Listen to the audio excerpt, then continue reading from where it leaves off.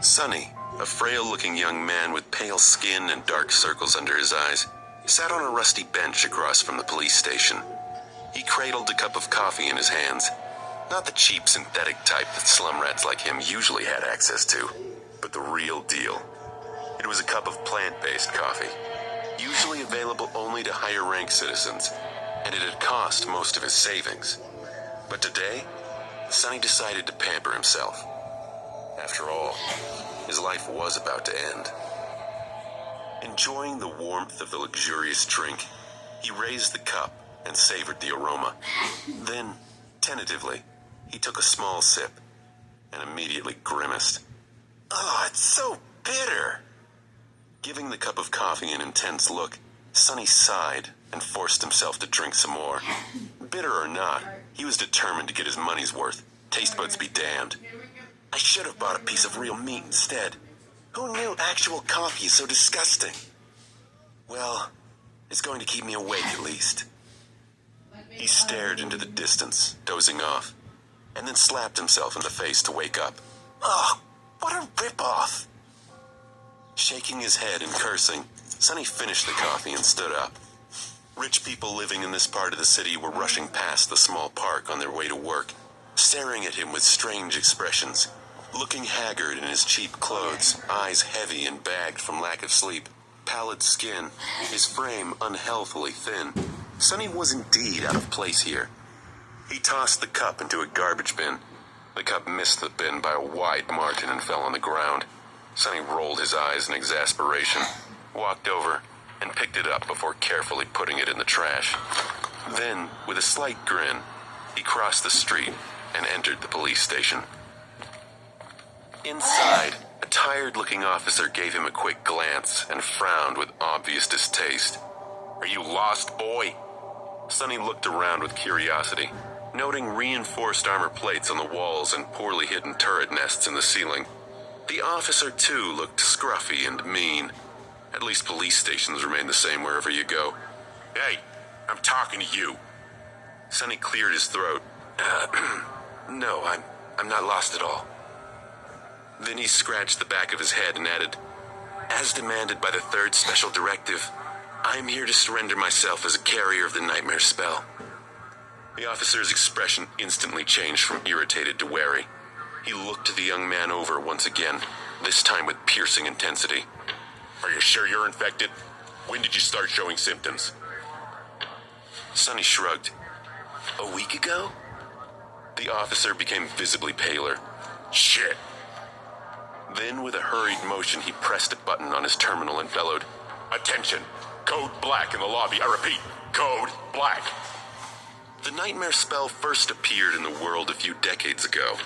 Back then, the planet was just starting to recover from a series of devastating natural disasters and subsequent resource wars. At first, the emergence of a new disease that caused millions of people to complain about constant fatigue and sleepiness did not attract a lot of attention. But when they started to fall into an unnatural slumber with no sign of waking up even days later, governments finally panicked. Of course, by then, it was already too late. Not that an early response could have made any difference. When the infected started dying in their sleep, their dead bodies turning into monsters, no one was ready. Nightmare creatures quickly overwhelmed national militaries, plunging the world into complete chaos. No one knew what the spell was, what powers it possessed, and how to fight it. In the end, it was the awakened, those who survived the first trials of the spell and came back alive, who put a stop to its rampage. Armed with miraculous abilities earned in their nightmares, they restored peace and created a semblance of a new order.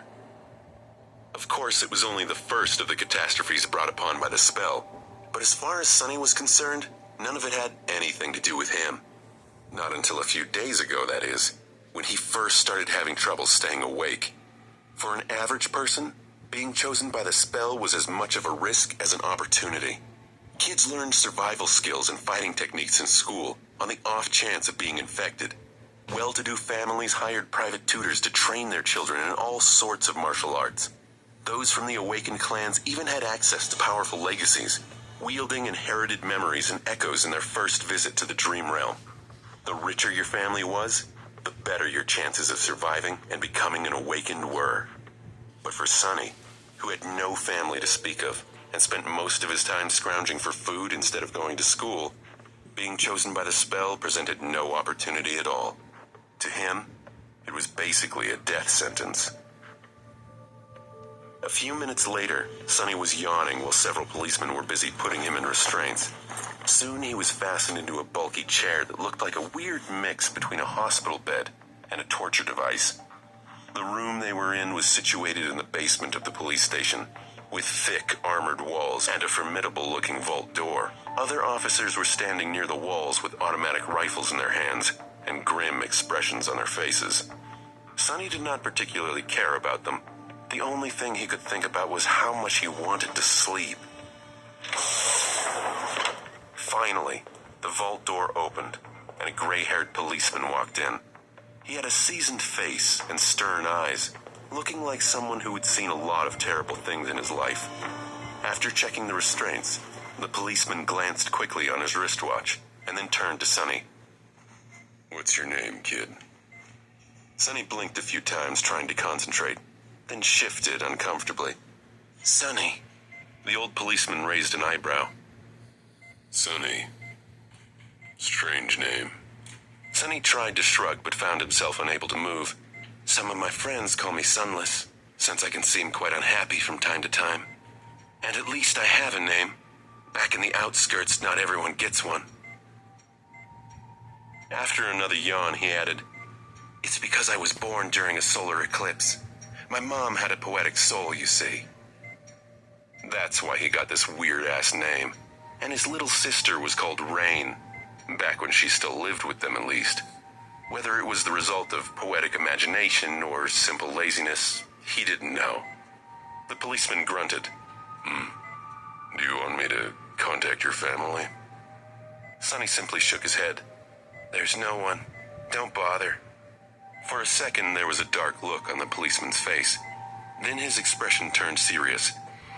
"All right, Sonny. How long can you stay awake?" Not long." The policeman sighed. "Then we don't have time for the full procedure. Try to resist for as long as you can and listen to me very carefully, okay?"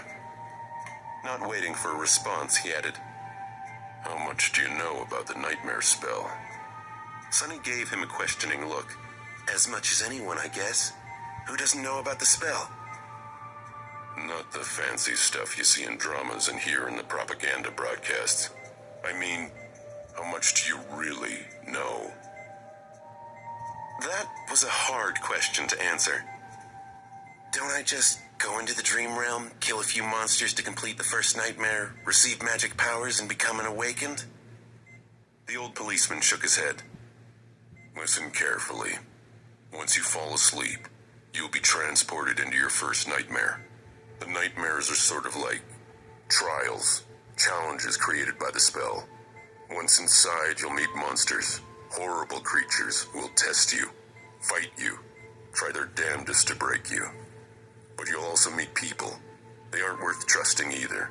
Your best bet is to fight for yourself. Remember, they are not real. They're just illusions conjured up to test you." "How do you know?" The policeman just stared at him. "I mean, no one understands what the spell is and how it works, right? So, how do you know that they're not real?" "You might have to kill them, kid. So, do yourself a favor and just think about them as illusions." "Oh." The old policeman waited for a second, then nodded and continued. "A lot of things about the first nightmare depend on luck. Generally, it shouldn't be overwhelmingly hard. The situation you're in, the tools you have at your disposal, and the creatures you have to defeat should be within the range of your abilities, at least. After all, the spell sets up trials, not executions. You're a bit disadvantaged due to, well, your circumstances. But kids from the outskirts are tough. Don't give up on yourself." Uh-huh.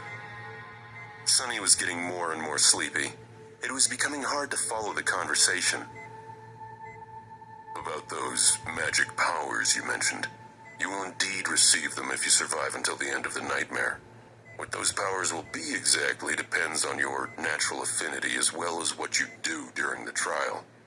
But some of it will be at your disposal right from the start. The voice of the old policeman sounded more and more distant. Sonny's eyelids were so heavy that he was struggling to keep his eyes open. Remember, the first thing you must do once inside the nightmare is to check your attributes and your aspect. If you get a combat-oriented aspect, something like a swordsman or an archer, things will be easier. If it is reinforced by a physical attribute, then that's even better. Combat aspects are the most common, so the probability of receiving one is high. The armored room was growing dimmer. If you're unlucky, and your aspect has nothing to do with combat, don't despair. Sorcery and utility aspects are useful in their own ways. You'll just have to be smart about it. There are really no useless aspects. Well, almost. So just do anything in your power to survive. If you survive, you'll be halfway to becoming an awakened. But if you die, you'll open a gate for a nightmare creature to appear in the real world. Which means that my colleagues and I will have to deal with it, so please, don't die sunless. Already half asleep, Sonny felt a bit touched by the policeman's words. Or at least try not to die right away. The nearest awakened won't be able to get here for a few hours, so we would really appreciate it if you don't make us fight that thing ourselves. What? With that last thought, Sonny finally slipped into a deep slumber. Everything became black, and then, in the darkness, a faintly familiar voice rang. Aspirant, welcome to the nightmare spell. Prepare for your first trial.